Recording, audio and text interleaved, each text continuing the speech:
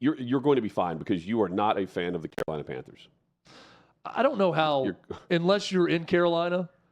Like, does anyone wake up in America or grow up as a kid and say, No. I need to pick my favorite National Football League team, and I live in Missoula, Montana, and I don't have a team to follow, and we don't really get games on TV. I'm going to get Sunday Ticket. My parents watch all the games.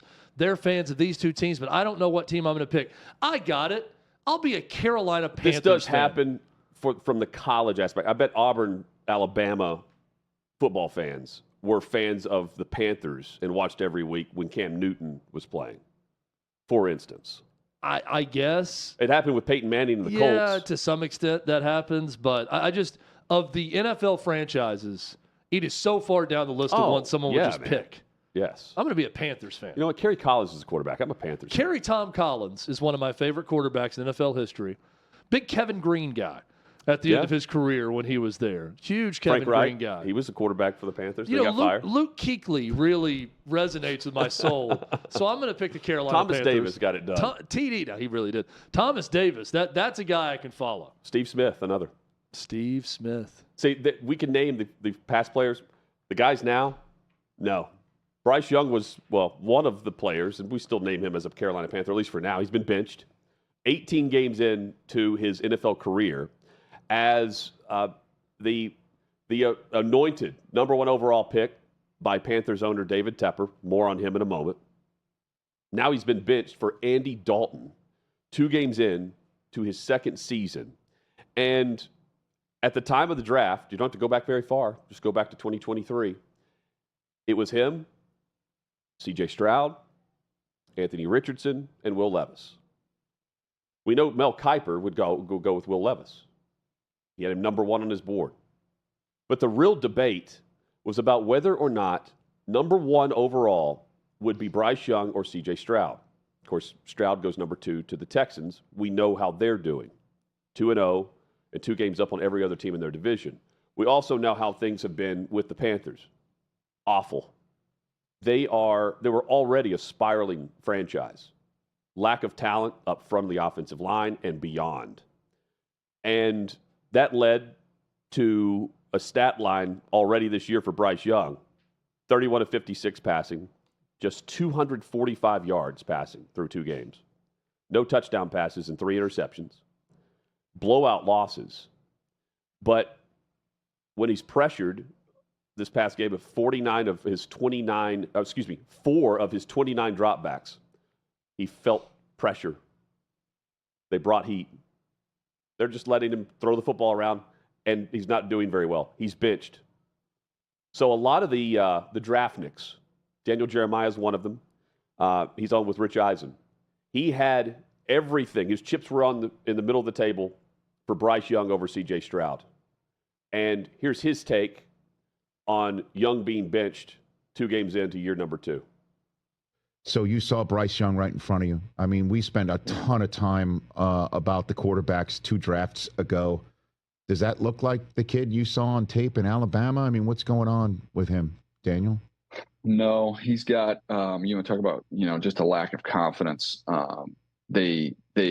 Just getting a yard is difficult. The body language of kind of the whole group is not good. I mean, there's not a lot of talent. It's one of the least talented teams I've seen. I came into the league in 2003, was my first year.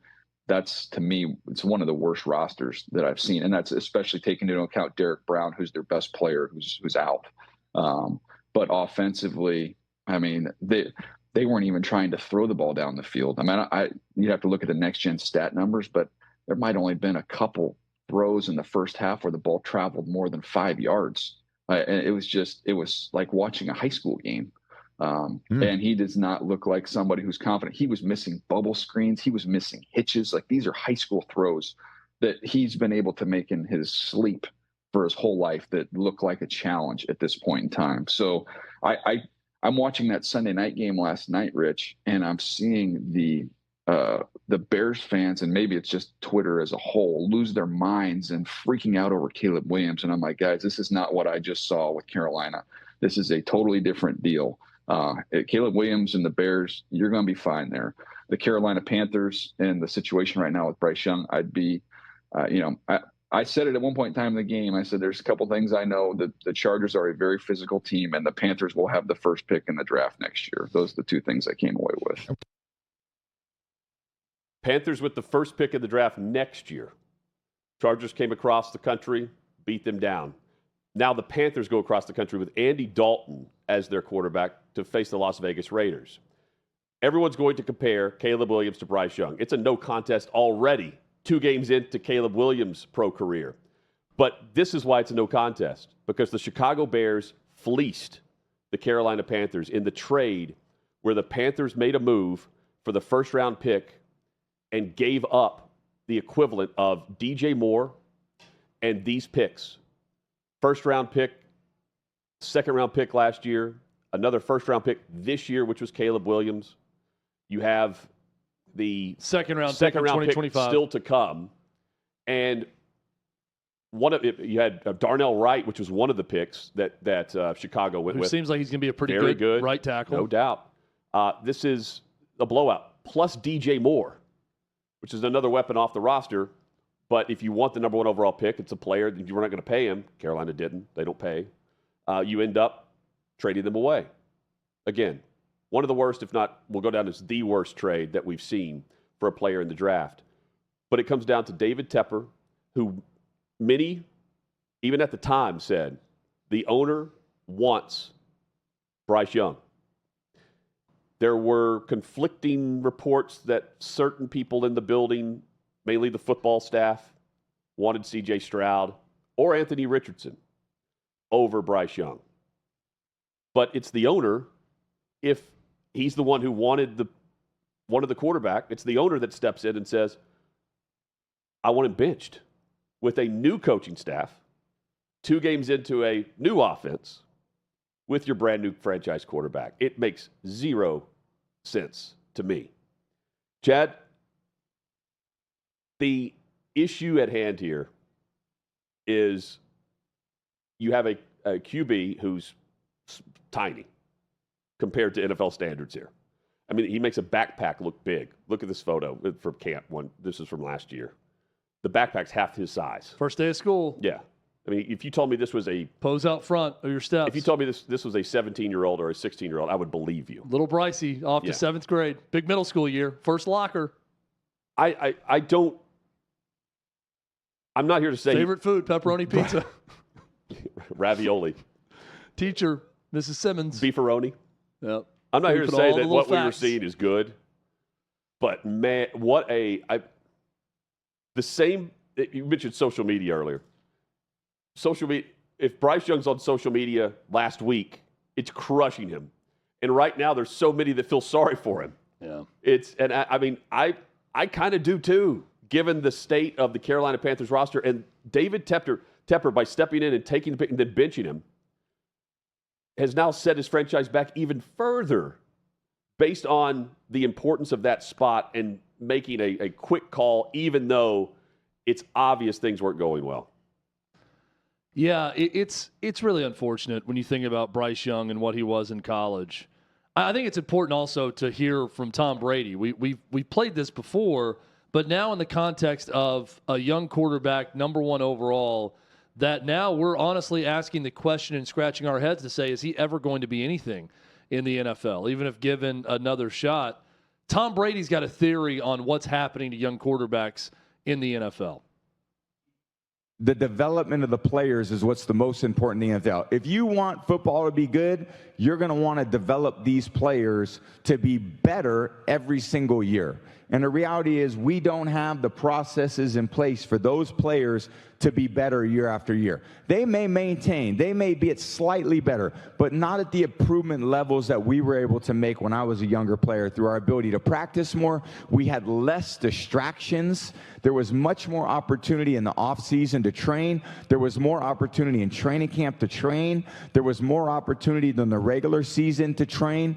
We had and not only through pro level, but also in college sports, because whatever gets adopted at the pro level ultimately gets adopted at the college level, and from the college level, it gets adopted to the high school level. And now I look at what could be a little bit dangerous is now there are players transferring from schools when they're not playing, and they're going to different programs, and they're going to different techniques they're learning. They're never advancing in an own individual system. There used to be college programs. Now there are college teams.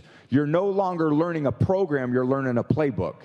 And the program is ultimately, like at Michigan, for me, that was a pro-style program. 5 years, I got to learn how to drop back pass, to read defenses, to read coverages, to be coached, to deal with winning games, to deal playing in Columbus, Ohio, in front of 110,000 people. Right. I had to learn from being 7th quarterback on the depth chart to moving up to 3rd to ultimately being a starter.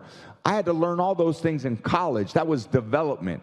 Then I went to New England, and I was developed by Coach Belichick and the offensive staff there. I didn't start my first year. I think it's just a tragedy that we're forcing these rookies to play early. But the reality is the only reason why they are is because we dumbed the game down, which has allowed them to play. I don't disagree with a lot of things Tom Brady says in that. I will say, though, it's different with Bryce Young because he was trained by Bill O'Brien, noted NFL background guy that, oh, by the way, coached Tom Brady in New England and is a part of the Patriot way and the Patriot system. Bryce Young has said he credits Bill O'Brien with more of his quarterback development than any coach in his history. Now, Bryce Young was also not handed, but he experienced a ton of success right out of the gates at Alabama. He had a great roster around him. He had a great team around him. He didn't have to really struggle the way you see some quarterbacks struggle throughout their career, the way Brady did. Now, I'm willing to hear Tom Brady out on this because he's an all-time great quarterback, and he's got great life experience. There's not many Tom Bradys out there also. I think his experience now of seventh quarterback at Michigan and working my way up and then losing my job and then going on to this, that's a great narrative in the Tom Brady story that we all celebrate as the underdog story that's made the ultimate overdog of football. We love that story about Tom Brady. That's not reality in today's football. These guys who are 5-star prospects like a Bryce Young, they know when they go to college, here's the plan. I'm going somewhere that's giving me confirmation of my plan. I'm this talented. I'm offering this talent to you. How will you develop it? How much money will I make in NIL? And then are you going to get me ready for the NFL? I don't think quarterbacks are going into college thinking, I just want to go make as much money now and not worry about the NFL. No. They want to be developed. They want to win a lot of games. They want to make money in NIL, and they want to become great NFL quarterbacks. They want all of these things. Are colleges doing the right things to ensure that they are those things in the NFL? I don't know. Hutton, I keep coming back to this on Bryce Young, and I know you've got some stats on this situation also. David Tepper's so bad as an owner. Do we need bad owners in the NFL? Is this something that's just necessary for the circle of life of the league? I feel like we've always had one or two at any given time. That if you said bad owner and you're doing the test and you're going to respond, it's Dan Snyder or it's the Bidwell family or it's David Tepper. We've always had these guys in the league that are just objectively terrible owners. And now he's the guy. He is the top dog that everyone will point to and say, he's a horrific owner. Well, I mean, he's fired, like 5 coaches since he took over, 7 years ago? Has it been that long ago? And is this needed? Is this something that's good for the league? Because you got to have someone at the bottom that even when they luck their way into success, because everyone does in the NFL, if you draft high enough for long enough, it was 5. That you celebrate those moments where they rise up and are good.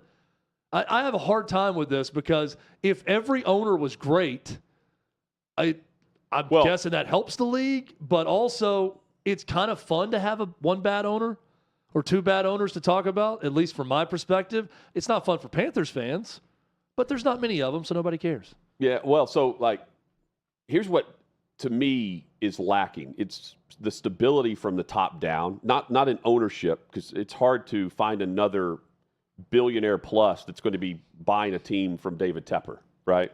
And any bad owner. Just saying, from the fraternity of owners, if they wanted better football owners in there.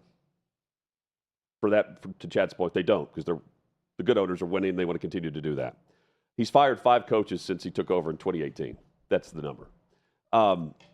So I also disagree with Brady on this. He's talking about the transfer portal.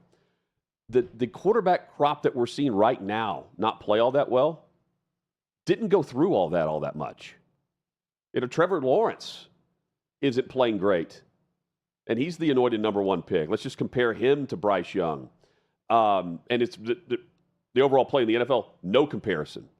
But as far as expectation and the stress level, the expectation, stress level, and just carrying your team, the same.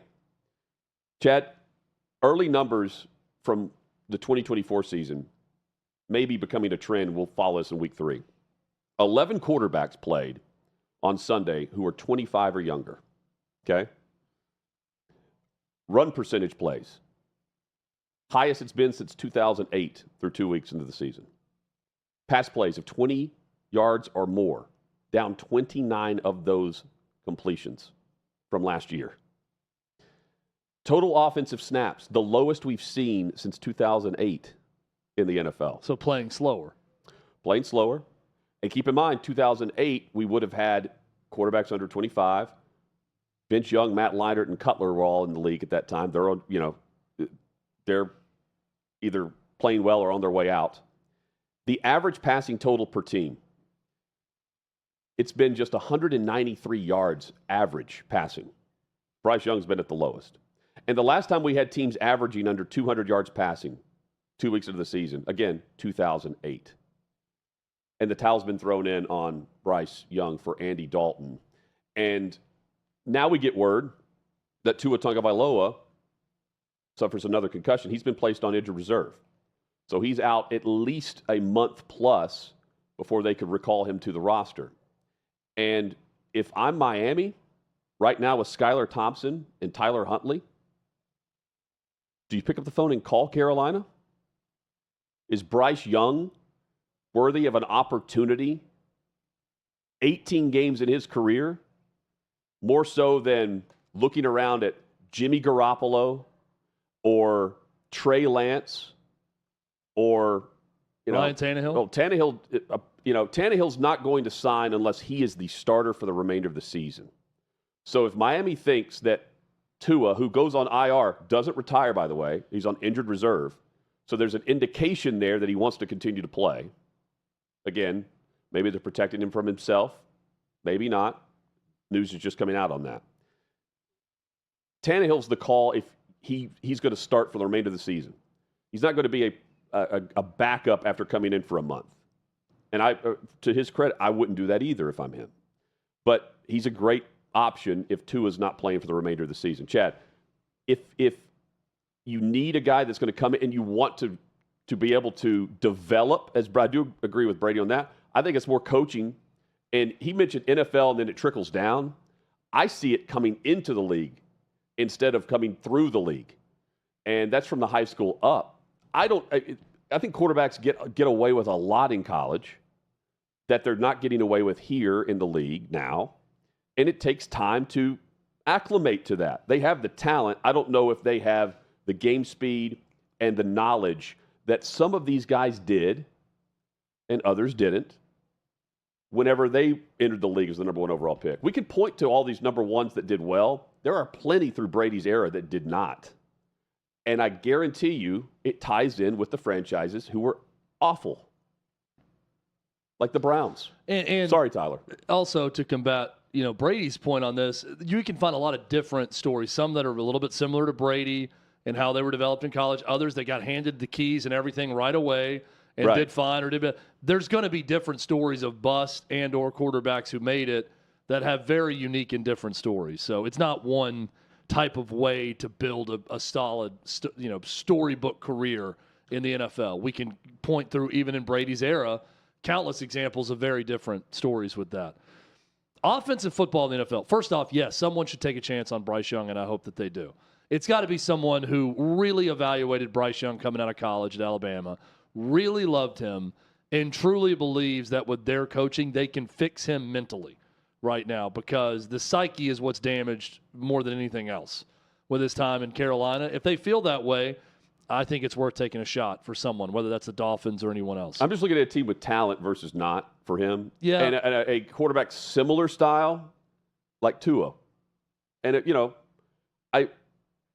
the other options aren't great right now. Well, like if you look around. I see Tua as kind of a Gardner Minshew type too. Yeah. Vegas. I mean, he's a guy who can move really well. He's a scrambler at times. He's not that big. I'm looking at – there's not a ton of guys like Bryce Young currently playing in the NFL. Yeah. But there are a few. I'd put Gardner Minshew on that list also. One other thought.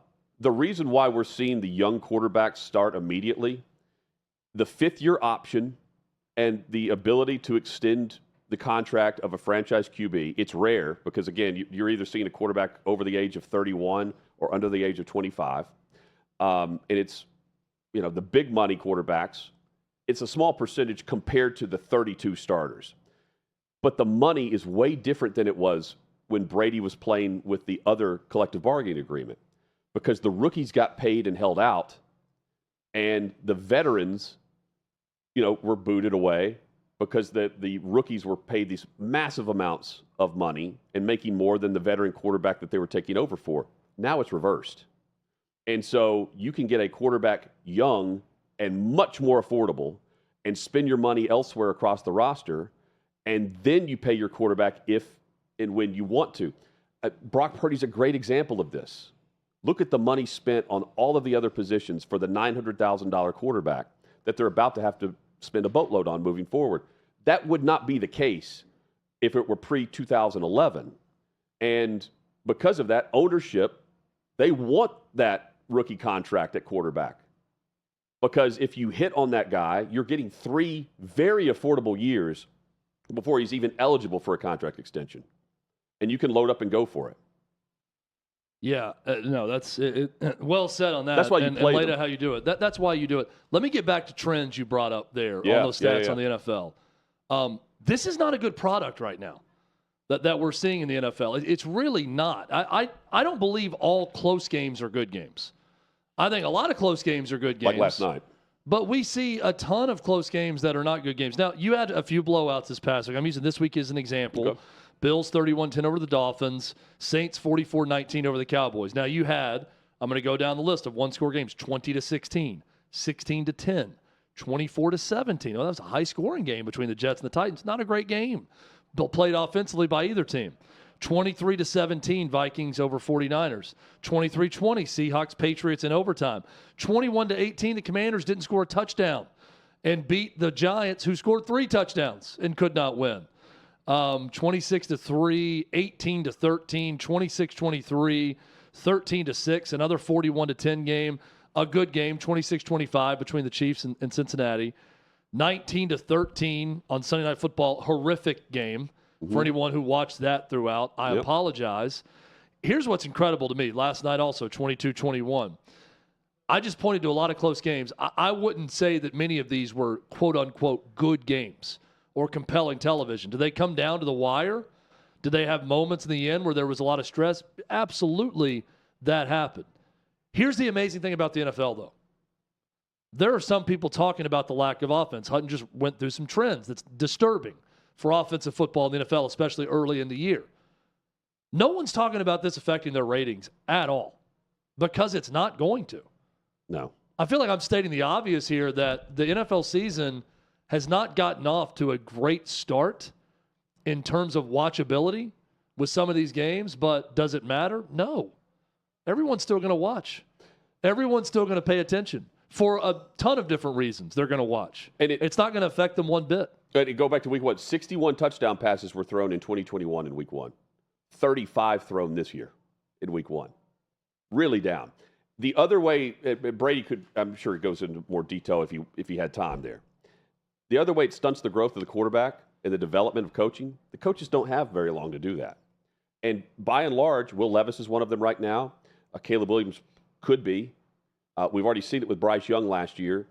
You don't have continuity with an offensive coordinator from year 1 to year 2. When you're supposed to make your biggest jump forward, you're learning a new offense instead. That also is difficult.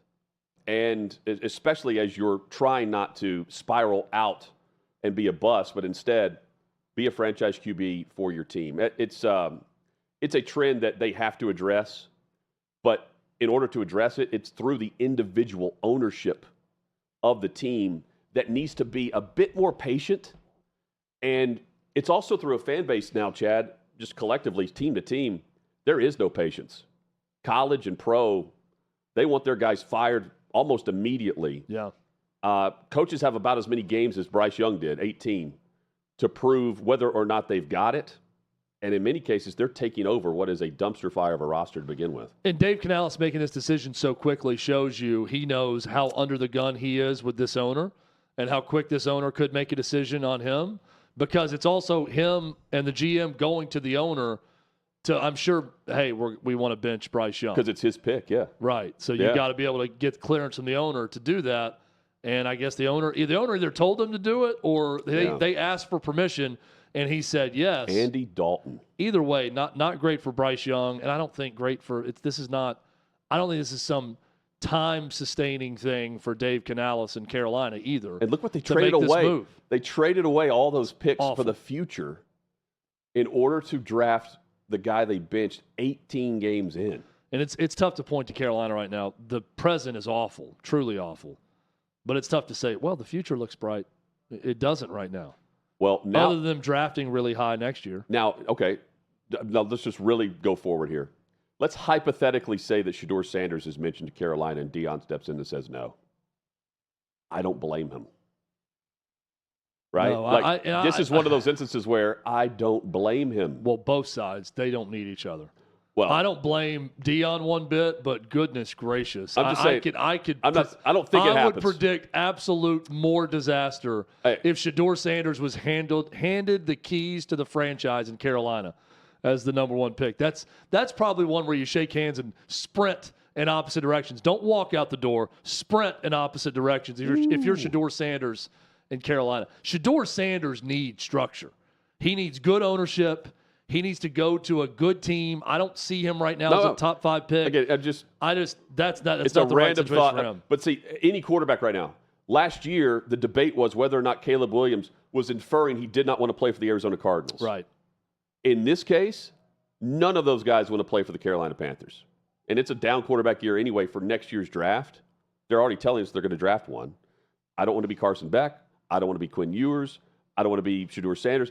With the any thought that Carolina would be selecting me to go play for that organization currently. Chad, there's a 10% talent tax, and it's not on my receipt at the bar when I was in Seattle, and I looked down and there's a 20% service tax randomly on receipt number 3 added to my bill that I didn't know about. I was tipping anyway. The talent tax is now in college football, and it's happening where? So Tennessee and athletic director Danny White, this story comes out today, and working on getting Danny White on the show in the next couple of days to talk about this. Tennessee has been on the cutting edge of everything that's happened recently in college sports, not just college football, in college sports. When this ruling comes back and there's going to be revenue sharing across college sports, it's going to cost the top programs in America, and I'm talking about the Power 4 conferences right now, anywhere between $22 and $37 million more than they're currently paying out in expenses. So you got to be proactive if you're an athletic director. You got to start looking at additional revenue streams. You got to look where you can cut in certain spots with your staff. You got to be on your toes, ready to move at all times. Danny White is a man that is on his toes, ready to move at all times. Tennessee is going to implement a 10% talent tax on tickets to Neyland Stadium for football games. Now, Danny White says this is about an average of a 4.5% increase on ticket prices for the games. To the question of, is the average fan priced out of the game now in Knoxville? I would say no more than any other time with any other team that's gotten really good really quickly. I mean, what's pricing the market out at Neyland Stadium is Tennessee being good again more than anything else. They got a waiting list right now for season tickets. That hasn't happened in a while. That wasn't happening for Jeremy Pruitt or Derek Dooley when they were the coach of Tennessee. It's happening for Josh Heupel. Why? Because Tennessee's winning and they're fun to watch, and people want to go see it.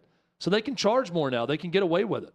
They got a waiting list. If someone doesn't like the increase in their ticket price, they can leave and they'll sign up the next person to take those season tickets. So Danny White's in a good spot right now with this football program. He knows that.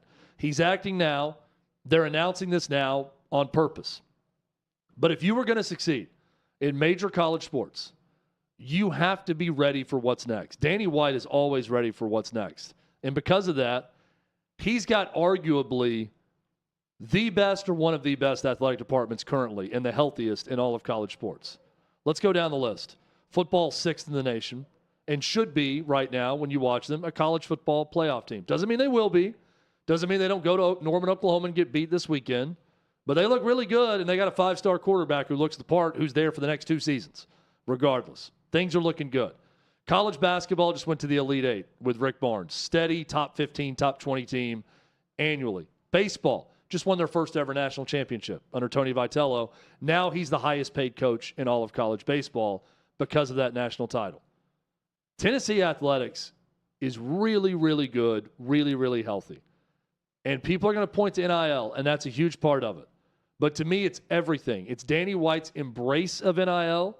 It's him embracing what's to come with stadium experience and everything that goes with that. And because of Danny White, Tennessee's in a great spot right now, and I think this is a stroke of brilliance, this 10% talent tax. So on the surface level, I don't like it. But here's where, I mean, it's not fair to the fan, but it's the fan that's driving up the ability for him to do something like this. When you see what tickets are going for in the secondary market, what fans are paying for in the secondary market to get in for a game. Average ticket price at NCAA college football games last year by team. Colorado, $517. Ohio State, $512. Third is Tennessee at $492. That's a lot of money. And this is through Ticket IQ is what I'm looking at right now. You have just going through some of these teams. USC's average, again, Tennessee's 512. Excuse me, 492. Yeah. 492. 512 was Ohio State. USC Trojans, $257. Oregon, $220. Is this for one ticket? This is the average ticket price at selected NCAA college football games in the United States in 2023 by team. And again, this is through Ticket IQ. They've got everyone listed by price. And it's nuts. So, again, just looking through this, just the stadium experience and what people are paying, you can add 10%. Do you call it a talent tax? Why not call it like VFL blah, blah, blah? Yeah, I actually prefer, we could argue over semantics of what it should be called. I like the fact that they're stating this is for the players. I do think fans now, especially at Tennessee, they're a little bit more sophisticated on this than others, and they know the benefits that they're getting with paying talent and being on the forefront of that. Sure. And they're seeing it on the field, on the court, wherever. So they're more open to, if you're telling me that 5% increase in my ticket price is going to go to the starting linebacker who's making plays, I'm more okay with that than it going to a middle manager in the athletic department. Is this no different? You see what I'm saying? If they know it's going directly to the players, I think they'd be more apt to be okay with that. Is this no different than the QR code idea that Oklahoma State tried to roll out, where you're going to scan that and send that to the player fund and have it go where you want that money to go? Are you likely to spend, if it's a $100 ticket, $10 by scanning the QR code and sending it to that player? Yeah, it's different branches of the same tree. It's finding creative ways to make money that you're going to now need. And to not cut as many people as you think you might need to. Everyone's just got to have a plan. It's easy to point to, the television contract, what you make from the NCAA, and think it's going to be okay. It's not going to be okay for every program. They're going to have to fire people. They're going to have to get nimble and on their toes on certain things. So I think, Hutton, that QR code idea, same tree, different branch of what Danny White's doing. Next will be the contract tax, where teams will have to have a tax on tickets because they're paying so much in buyouts, And that's the one not at Tennessee. That's the one that Not anymore. There's no solution to it still. Maybe whatever's next, they're going to figure this thing out. But bad contracts for coaches in college sports, I mean, well, they keep agreeing that's to where lower, you can cut. lower their buyout. That's where you can cut, right? And say, well, if I wasn't, You can if find I didn't have 10% this, there. if we could lower the buyout for someone, then we could Or do a stop lot of giving things. raises to coaches after 7 wins. Yeah. You know, we always give the raise. They won't do it though because the argument's going to be, well, they're going to leave. If not, we're going to have to go hire another coach and give them a bigger buyout. If the fans are going to be happy with that coach, it's going to take someone that we're going to have to sign a big buyout. It's out of control. Yeah, and then they continue to flirt with other teams, even though Sure. the next year. John McClain joins us when we return. Agents are the biggest whores on the planet. Well, there's one right now. College sports Two. agents, There's especially. two big ones across college football. Huge whore. Yeah, The one I'm talking about. It's good. It's good for his bottom line to be that.